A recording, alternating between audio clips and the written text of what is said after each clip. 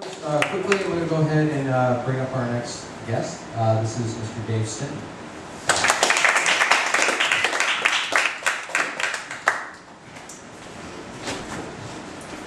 This is a story that I wrote. This is entitled Class Clown. The room was a smorgasbord of voices. The parents and the teachers were off somewhere meeting, so all of us kindergartners were given free run of the library. Some of us sat on the floor reading aloud from giant picture books. Some huddled in phalanxes, trading hamster war stories or comparing Duplo stars. I listened to all of it as I stood at the window, looking out into the darkness. At this hour, I should have been home, contemplating my SpongeBob nightlight or refusing to brush my teeth. There was something alien about being at school at night, an odd and forbidden warmth. I liked it.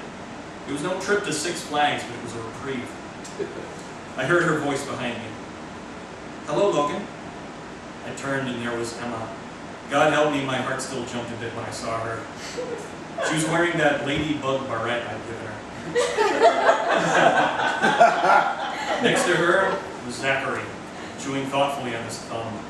I tried to find it in my heart to feel resentful of Zachary, but I didn't have the energy. The world turns, the beat goes on.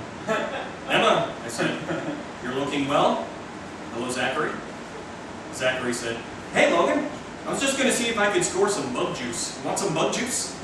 I waggled my Dixie cup, still full. "I'm good, Zachary."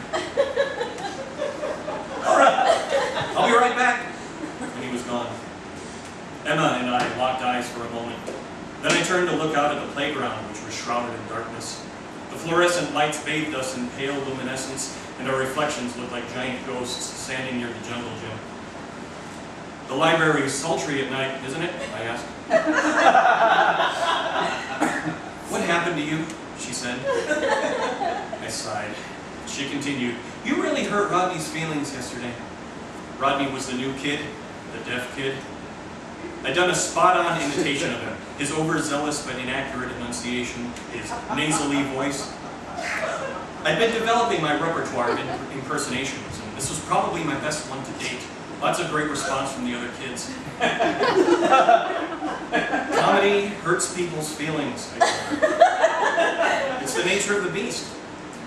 Your burp jokes didn't hurt anybody's feelings." I tried not to roll my eyes. "Burp jokes are dead, Emma. They're good for making my 3-year-old brother laugh, that's about it." "But you're good at them. I've done all I can with a medium," I told her. I was treading water. Rodney would never have known that I was imitating him, of course, but except that Mrs. Riley made me apologize. I had to learn the sign for "I'm sorry" and perform it in front of the class. All those kids who'd been enjoying my impersonation now had to watch me get made into an example. But you know what? Not one of them snickered at me. I didn't feel any of the gloating that used to accompany my punishments for burping. My classmates were quiet. If anything, I think they resented Rodney for ruining the fun, for standing in the way of an artist testing his boundaries. For his part, Rodney couldn't even make eye contact. He just stared down at his desk. You know what the real tragedy is? Rodney can never know how good I was at imitating. That's why I should. "Did you think you were treading water with me?" Emma asked. "Of course not. Because you became a different person when you started doing impressions of people. You got cruel," she said, "which is why I left." We locked eyes. I could swear I saw her younger self back when we were 4, so cocksure of ourselves. I saw the little girl in pigtails in Mrs. Vincent's class photo. We became class photos, staring motionless in our nice clothes. I surreptitiously drew some air into my esophagus. "Sorry." "Art. Sweet art."